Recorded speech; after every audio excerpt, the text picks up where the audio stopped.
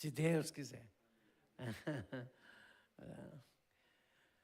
Amados, quero falar sobre uma família diferenciada. Deixa eu orar mais uma vez. Senhor Deus, em nome de Jesus, nos fala, nos traz uma palavra firme ao coração e, ao mesmo tempo, uma palavra inspirada e uma palavra que produz a transformação necessária. Eu peço isso em nome de Jesus. Amém.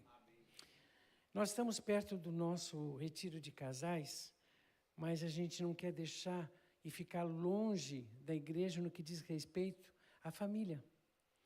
E então essas palavras, a palavra de hoje, tem a ver com o preparo do retiro e também uma palavra especial para a família da igreja. Quando eu falo em família diferenciada, primeiro eu tenho que dizer o que não é uma família diferenciada. Então, uma família que não é diferenciada, gente, é uma família que não tem lutas e nem problemas. Quando a gente lê o versículo de João 16:33, tão conhecido, né? Eu disse essas coisas para que em mim vocês tenham paz. Neste mundo terão aflições, contudo tenham ânimo, eu venci o mundo. Claramente, nós temos a ideia, não dá para escapar. É chuva sobre ímpio, é chuva sobre crente, é lutas que cada um enfrenta. E, às vezes, a gente se assusta e não consegue entender. E o próprio salmista vivenciou isso. Ao olhar algumas pessoas que não amam a Deus, estarem com mais tranquilidade do que aquele que ama a Deus. E ela vê a grande turbulência. Ontem mesmo, eu vi um pastor, ouvi um pastor com muita idade, e disse assim, o crente tem que entender que Deus pode livrá-lo do fogo. Porém, muitas vezes, Ele coloca no fogo para que você possa ser transformado e crescer e possa ser fortificado no poder. Amém. Isso é uma realidade que não pode escapar, que a gente vivencia. E, lógico, o ideal é com a ideia, hoje, quando você falou da questão interna, da eternidade dentro de nós, a Bíblia diz que o homem exterior, do crente, o que é que acontece? Ele vai se corrompendo, mas o interior se renovando. As experiências que a gente vai tendo, vai produzindo transformações em nós, mas às vezes ela vem com a luta, vem com o problema, vem com os questionamentos, vem com a perplexidade e vem com aquela questão que a gente diz, por quê, para quê, aquelas questões tudo que a gente tem. Mas nós temos que ter a sensibilidade de qual é o ideal e qual é a família diferenciada diante de Deus. Então, primeiro, não podemos escapar, as lutas vêm. Né? Esses dias, acabei lembrando, né?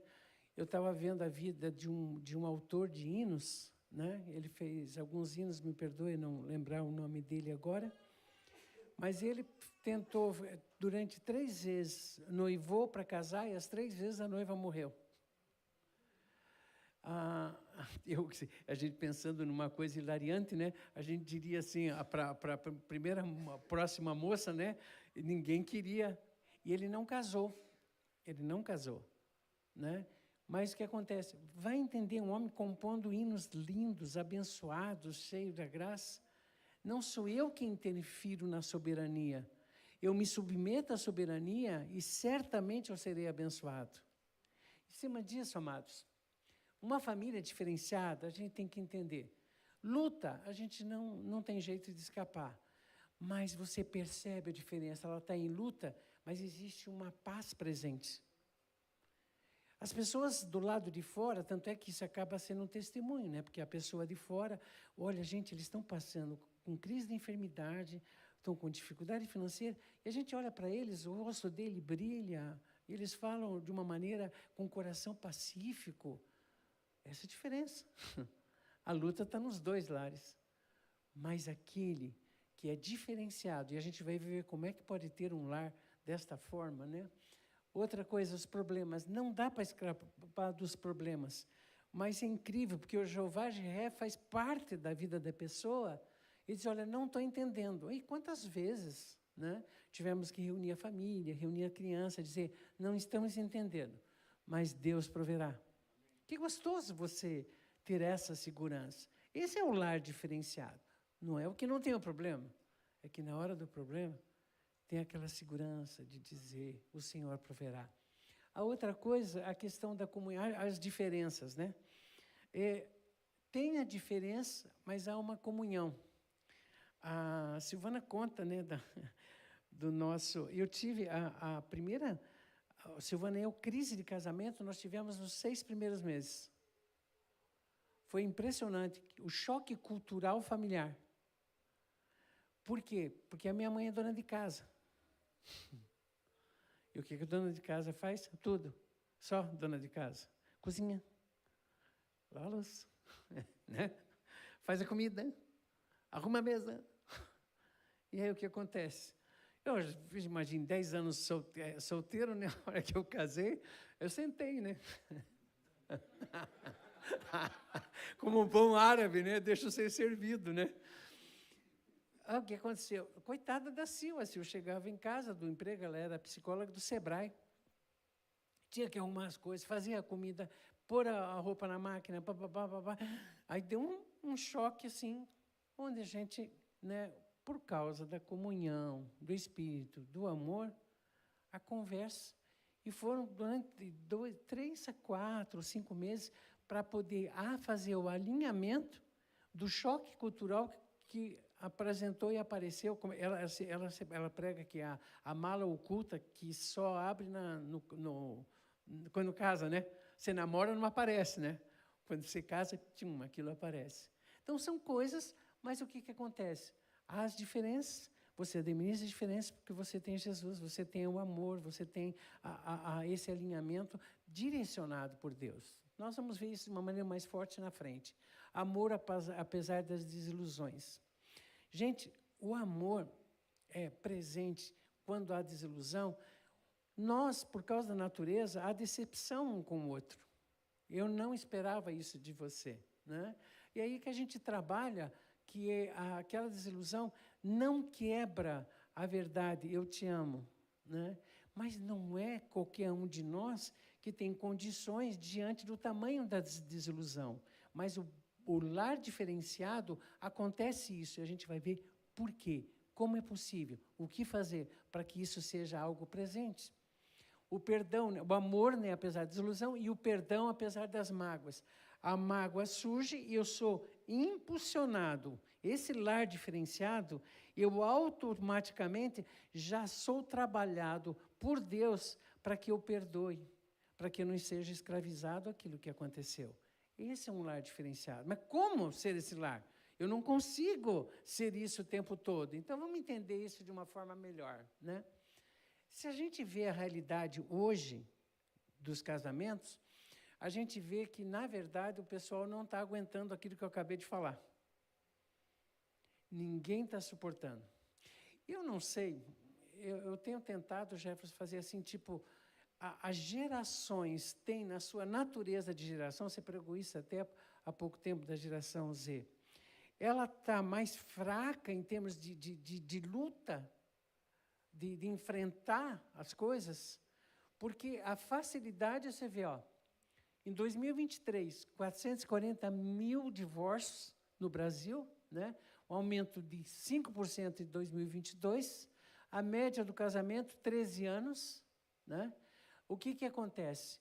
Hoje, se passa com uma facilidade a responsabilidade para o outro, que significa, você é culpado. Se você não tivesse falado isso, se você não tivesse dito isso, se você não tivesse tomado essa atitude. Então, a facilidade, apesar que isso é desde o Jardim do Éden, né? Assim, isso não é tanta novidade, né? Nisso, de botar a culpa no outro. Né? Expulsa o filho de casa, em vez de ver a possibilidade da realidade de Deus, colocar a mão e agir dentro da casa.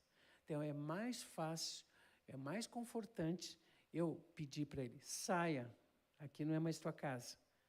E, em termos disso, o que eu vejo? É a maneira como estamos hoje, não só, isso que é difícil falar, né? No mundo que não é reconhecido como cristão, mas no mundo cristão e evangélico, essas coisas estão presentes. Aí, troca de cônjuges, pois o primeiro não foi Deus que escolheu. Eu acho incrível, né? O pessoal pega aquele texto, né, que fala, né, sobre da escolha. Me ajude aqui, me fugiu aqui. O que Deus não uniu, não separe o homem, certo? Oi? O que Deus uniu, não separe o homem. Aí o pessoal diz, o meu não foi, o primeiro não foi Deus que uniu. né? E aí o cara fica na tentativa do segundo, do terceiro, para ver se acha, mas nunca. Olha quantos casais que eu aconselhei que o cara ou ela, né, que eu aconselhava, ou o marido, não conseguia entender, não ter uma introspecção, que, na verdade, ele ia repetir as mesmas coisas no casamento seguinte. Então, separou um, separou duas, separou três, porque não tem essa percepção. Agora, quando o lar está no comando de Deus, que a gente vai ver à frente, a primeira coisa que a pessoa tem, qual é a minha parte nessa história? Onde Deus começa a trazer a restauração por causa dessa sensibilidade que a gente tem. Né? Aí eu me lembro uma vez uma estatística também, se você pega a estatística, o divórcio, a pessoa tem mais facilidade de se divorciar no segundo e depois mais facilidade de divorciar no terceiro. Então, se você tinha 5 aqui, você vai para 40 aqui, você vai para 70 aqui. Foi fácil. Não tem cobrança social. Né? Eu já fiz uma vez, posso fazer outra vez, e fica um jogo nesses casamentos, né? Escraviza-se ao trabalho ou estudos para fugir ou deparar-se com a crise, que é outro perigo, né? Que a gente diz que a pessoa casa com o trabalho para não poder ter o cuidado da casa. Vamos ver o seguinte, o que é a vida de uma família, o que a vida de uma família exige diretamente para ser feliz? Presta atenção, não tem jeito, tá? Essa é a linha e a gente vai ver por quê. Presença de Deus, reverência e obediência a Deus, capacidade de discernir e agir corretamente, consciência e percepção clara da realidade que está, capacidade de dar orientação sábia, poder e força para realizar as ações necessárias e compreensão profunda e completa das coisas e do momento. Nós vamos trabalhar com isso. Por que isso? Se você for avaliar o relacionamento marido e mulher, o relacionamento pai e filho, tudo isso vai estar envolvido. Todas essas necessidades você vai ter. Às vezes eu não sei o que falar para minha esposa. Às vezes ela não sabe o que falar para mim no momento crítico. Ao mesmo tempo, eu não sei o que falar com meu filho. E eu, como filho, também não sei reagir como um pai. Quando essas realidades, 7 é intencional, tá? Essas realidades estão presentes, que eu tenho a possibilidade de conhecer e Deus me ajuda a conhecer a situação e eu tomo consciência dela, e eu tenho discernimento, eu tenho a atitude da sabedoria. Eu gosto muito dessa definição de sabedoria. Aplicar as verdades de Deus à vida para ser bem-sucedido. Então, eu aplico as verdades de Deus e a coisa acontece. E eu vejo a bênção de Deus por causa das atitudes que eu tomei. Mas eu tive conhecimento que Deus me ajudou a ter, tive o discernimento do que é que precisava ser feito, e tive o poder para ter a autoridade e a ousadia de exercer essa autoridade para abençoar a minha casa. Agora, esses elementos, e eu peguei, agora estou pegando algo para vocês, que está ligado a tudo isso aí. Qual o modelo sempre para nós de tudo? É Jesus. O que tinha sobre Jesus que todas essas 7 coisas que eu acabei de falar aconteciam? Repousará sobre ele o Espírito do Senhor, o Espírito da sabedoria, o Espírito do entendimento, o Espírito do conselho, o Espírito de fortaleza, Espírito de conhecimento e de temor. Esses 7 espíritos, que a gente chama qualidades, ou atributos, ou características, ou ação, ou função do Espírito, estando presente na minha vida. E é exatamente isso que eu preciso na minha casa. Porque a coisa não é fácil. E toda essa situação tem a ver com o que eu acabei de falar. Aí você para e olha, e aí a gente vai fazer aqui uma comparaçãozinha da menorá, que é o candelabro que ficava no templo, né? E eles tinham toda essa simbologia que a gente toma dos 7, onde cada haste simbolizando o Espírito do Senhor, o Espírito de sabedoria, o Espírito do entendimento, o Espírito do conselho, o Espírito de fortaleza, o Espírito do conhecimento, né? E ali há o Espírito do temor do Senhor. Que significado isso teria? Veja, a ideia do candelabro é muito bonita, que é menorá, que a gente chama menorá, até esqueci de trazer, ele deve estar lá embaixo, mas não faz mal. O menorá ficava tanto no tabernáculo, no lugar santo, não no Santíssimo, no lugar santo, como ficava dentro do templo também, no tabernáculo e no templo. E ele não podia ser apagado. Tinha que estar aceso o tempo todo. Isso já, lógico, a gente já faz uma analogia, né? Essas chamas não podem, de forma alguma, apagar. Eu preciso toda hora. Eu preciso disso tudo, toda hora. Só que essa simbologia é o Espírito Santo. O que me faz associar que o Espírito Santo, na minha vida, vai produzir isso tudo que eu preciso. Veja bem, Espírito do Senhor, que é o primeiro, poder e presença de Deus. Não adianta, gente, é difícil você estar na sua casa e ter uma testificação que Deus não está presente. Numa expressão mais chã, você está ralado. Então, a primeira coisa é a consciência. Deus é o Senhor do meu lar. Essa é a primeira. Não é por acaso que os versículos, né, buscai primeiro o reino de Deus, tem essas associações de liderança. Você tem essa testificação. Toda pessoa convertida em Cristo, que tem o Espírito Santo, que o Senhor é o Espírito, ela tem tranquilamente que o mesmo Espírito que testifica que você é filho de Deus, testifica se Deus está presente e você tem comunhão. Não adianta enrolar Deus. Né? Às vezes eu fico pensando, né, a gente chegar diante de Deus e a gente fala, e Deus diz assim, quando é que você vai falar o que está no teu coração e como você está? Você fica embrulhando. Não, eu não estou bem. Eu estou sentindo o Senhor ausente. O Senhor não está liderando o meu lar. Então, primeira coisa, gente, é a consciência de que Deus é o Senhor do meu lar, é o líder. Que gostoso, gente, se você entrar em casa, você tem, vamos dizer assim, se Deus tem mensageiros, ter anjos para cuidar, sabe? Que gostoso, anjos dentro da minha casa para cuidar dos meus filhos, né? E você invocar a presença de Deus. Em todo momento, o pessoal pode achar que é religiosidade, que é pentecostalismo, seja lá o que foi, mas que gostoso, você entra no quarto do filho, você ora, que ele tenha um sono de paz, porque o Senhor é o líder daquela casa, sabe? Chega no teu quarto, ora junto com a esposa, diz assim, orar outra vez, orar sem cessar. E eu e Silvana oramos antes de dormir, oramos de manhã, oramos no café, oramos no almoço, oramos na janta, todo momento que a gente tiver. Ora, para que a unidade do Espírito, da testificação, da presença de Deus, seja uma realidade. Então, primeiro, Senhor, obrigado, porque o Senhor está nessa casa. Isso, consequentemente, traz para nós esse espírito de sabedoria. Porque Deus presente, Ele vai me dar condição de eu poder, no momento das dificuldades, das decisões, dos problemas, discernir que decisão tomar, né? O espírito de entendimento, consciência, a percepção clara. Como é difícil. Eu me lembro uma vez, e em todas as áreas, né?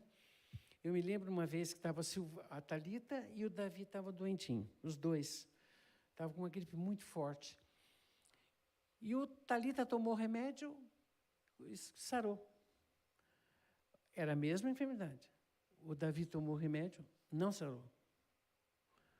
Aí a gente começou a orar tudo, Deus deu discernimento, é espiritual. Sabe, aquele discernimento, para outra dizer assim, não, direto. Não conseguia, agitado para dormir, em nome de Jesus, a febre saiu totalmente.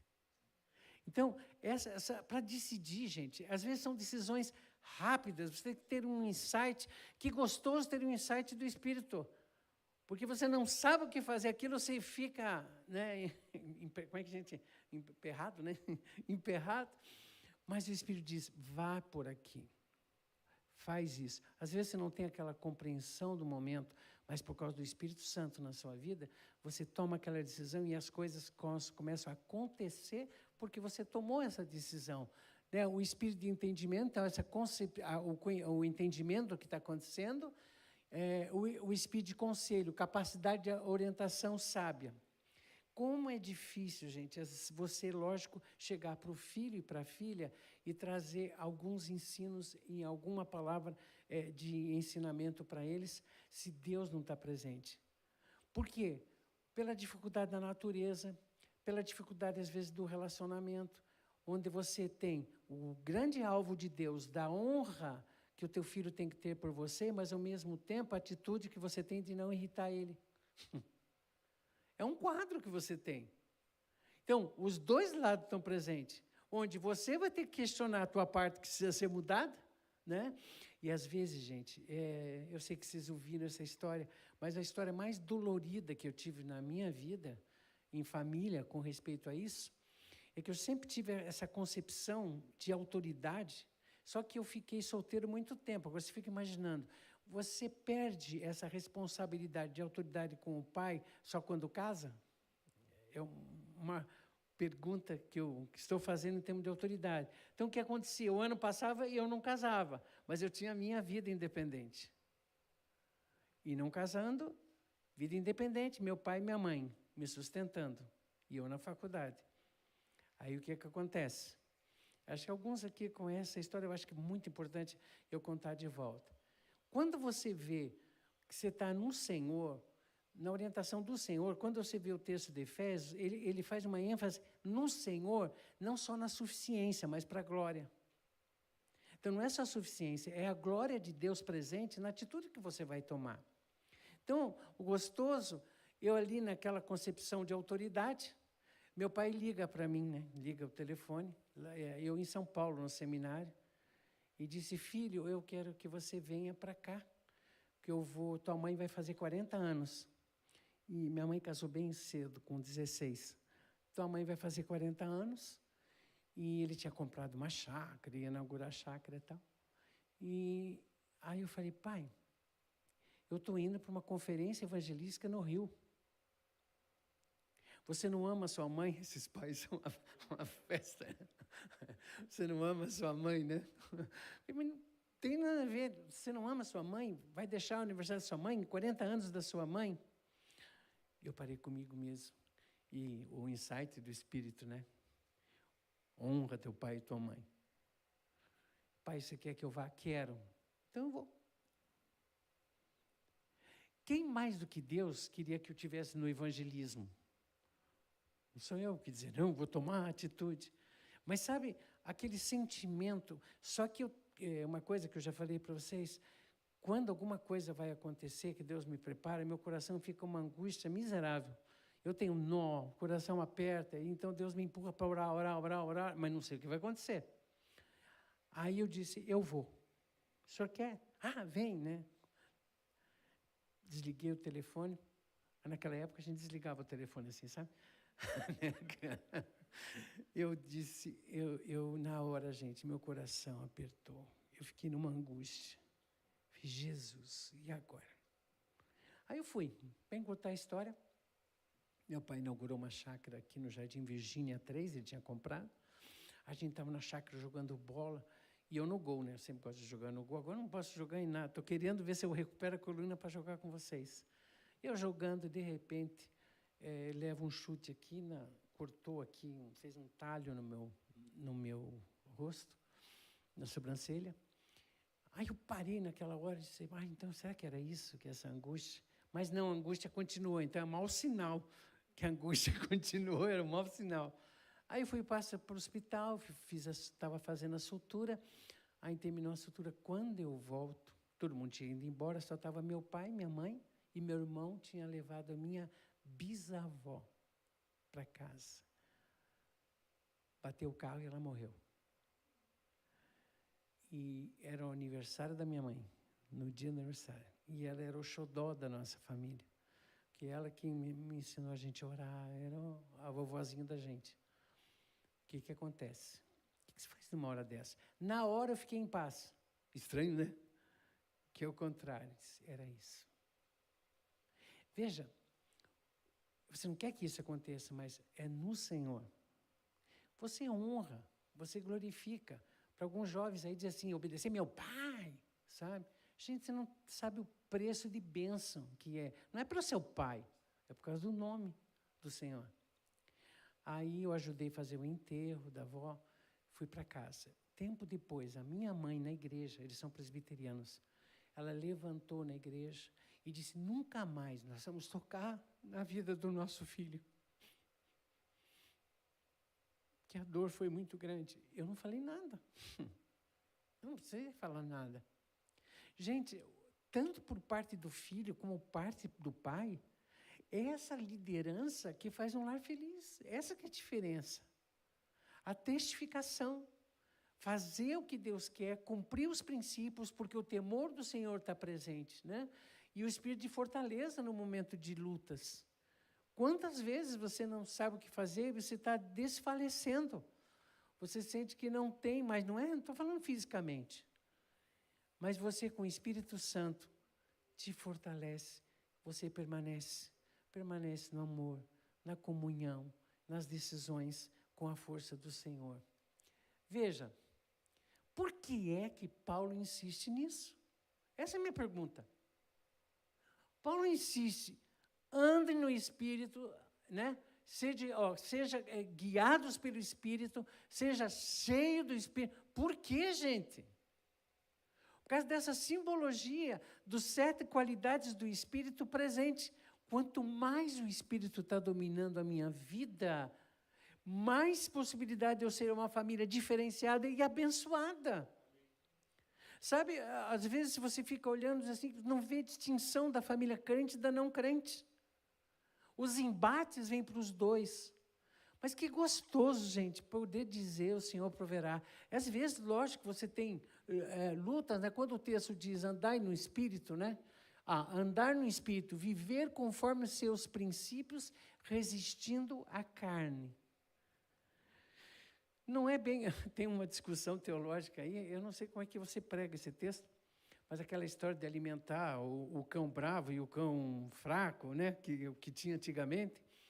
Mas, na verdade, é que quanto mais do Espírito Santo, a tua natureza, ela vai ser impulsionada por aquele que está dominando. Lógico, meu coração está cheio do Espírito, é o Espírito que vai predominar.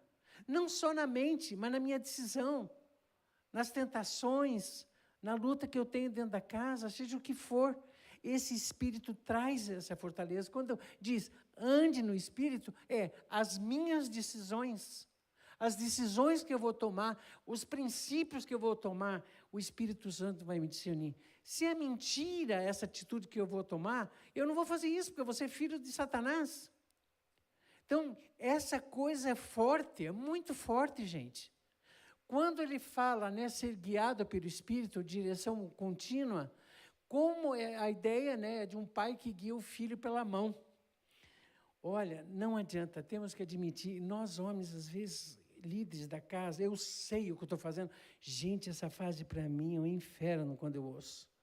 Eu sei o que eu estou fazendo. Sabe nada. Sabe, se enche às vezes de si, e a família é assim, ó, a bancarrota, né? Descendo, ladeira abaixo. Sei o que eu estou fazendo, desde que eu tomo decisões. Não sei. Deus pode usar a tua capacidade intelectual, pode usar teus dons, pode usar teus talentos, tá? Só que, na verdade, é o seguinte, se não for no Espírito, a sua decisão será errada. Porque não é isso que Deus quer que você tome como decisão. E esse guiar, gente, como segurar na mão, tem horas que você não sabe, você vai dar passo por passo, mas ouvindo e obedecendo a voz do Espírito. Quantas casas eu fico, né, a dificuldade que enfrento, graças a Deus não tive essa dificuldade, mas filhos com vício, com droga, tudo. Que loucura! Eu fico imaginando os pais enfrentarem isso. Sabe, ver o filho quase que destruído, mas, de repente, ele esperar no Senhor, ele está orando. Gente, se nós crermos, Deus faz.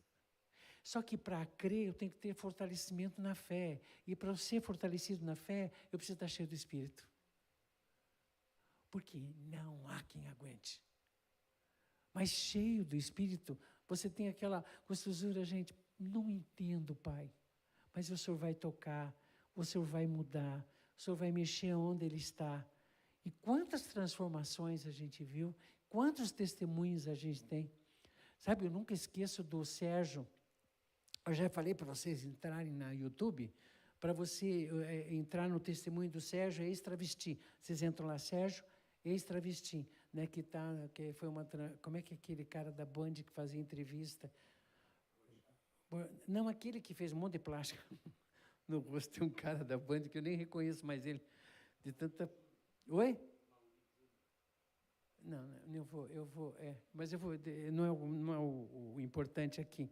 Mas ele é um cara famoso, ele fez a entrevista com ele, tanto é que na entrevista ele queria usar aquela blusa Jesus Transforma, e a Band não queria deixar, ele disse, então eu não faço. Eu faço com essa blusa, que Jesus me transformou. E a experiência dele, a mãe orando a vida toda por ele. Ele travesti, ele morava na França, ele andava com Roberta Close, né, do tempo antigo aí. A Roberta Close fez a cirurgia e ele foi fazer, de alguma forma, ele disse, não vou fazer, quando eles estavam em Paris. Não fez. E a mãe, orando, orando. Agora, orar por uma pessoa que está rebelde é uma coisa. Ore para um quadro desse. Dá para acreditar que vai haver mudança? A mãe orou. E o que aconteceu? Ele estava nas ruas, ele voltou da França, pobre, nas ruas da Cracolândia, lá em São Paulo, e ele foi recolhido pela Cristolândia, trabalho dos batistas, né, o trabalho da Cristolândia, transformado. A junta ajudou a pagar as operações de restituição, de restauração, que seria, né? E ele hoje é pastor e lidera o movimento da Cristolândia numa região aí, cuidando das pessoas drogadas. E uma vez ele sempre diz para mim que... cadê o que toca... Desculpe, o Davi? O Fayad. A mãe dele e eu que estamos escrevendo o livro da história da vida dele. E em cima de quê? De uma verdade interessante, que ela estava na igreja do Alameda, quando eu contei essa experiência, e ela se levantou e veio, eu sou escritora e eu quero ajudar a escrever. Nunca esqueci, sabe? Então, transformação, porque uma mãe creu. Da mesma forma, gente, o filho crê. Escuta o que eu estou falando. Quando a Nauzira se converteu, a missionária de Angola, os pais estavam separados há 18 anos. 18 meses? Não, 18 anos. Pai de santo, mãe de santo. Ela disse, o Jesus que me mudou, pode mudar meus pais. Eu encontrei os pais dela cantando num coral de igreja, convertidos e restaurados, por causa do Espírito Santo controlando. É a grande diferença, gente, na nossa vida. Ser guiado, ser cheio. Aqui é um sermão só, né, do ser cheio do Espírito Santo. Eu acho que dentro dessa linha toda, uma hora dessa eu quero pregar exatamente como é isso, porque algumas pessoas acham que confundem, falam do batismo do Espírito Santo, ser cheio do Espírito Santo, falar em língua. Isso é uma história que a gente vai ter que, né, numa caminhada, falar com a igreja. Agora, qual é o resultado da presença do Espírito, gente? Um dos resultados, e o principal para o casamento, na ausência do amor perfeito, o Espírito produz o verdadeiro amor, que é paciente, bondoso, tudo sofre, tudo crê, tudo espera, tudo suporta e jamais acaba. Se você tem o Espírito, você tem o perfeito amor. Na ausência do companheirismo, no momento da tempestade, o consolo de Deus, e você tem o aconchego do colo de Deus. Na ausência da luz para o caminho, você recebe o conselho. Essa é a diferença, gente. E o Espírito Santo, como poder de Deus, vai fazer alguma coisa. Ou ele vai explodir a pedra do teu coração, a escravidão que você está, ou ele vai ser o dínamo que vai impulsionar para você levantar, seguir à frente na fé em Jesus. Não é por acaso, gente, que você indo a Jerusalém, você enxerga isso aqui. Quando você vai a Jerusalém, você vê um grande candelabro.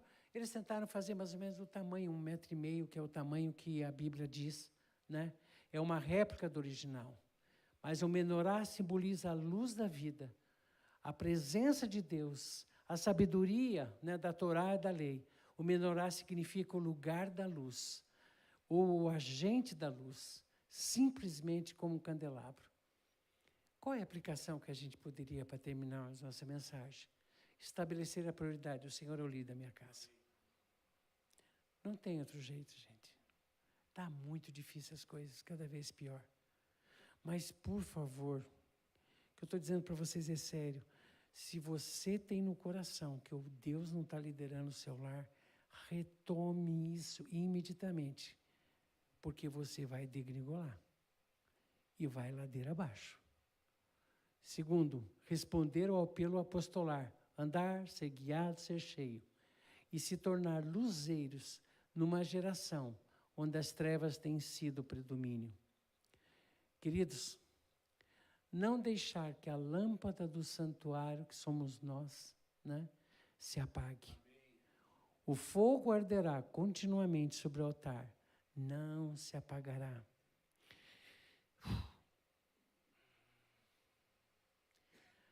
Se você tem a sensação de que está apagando, em nome de Jesus, restaure a tua vida com Deus.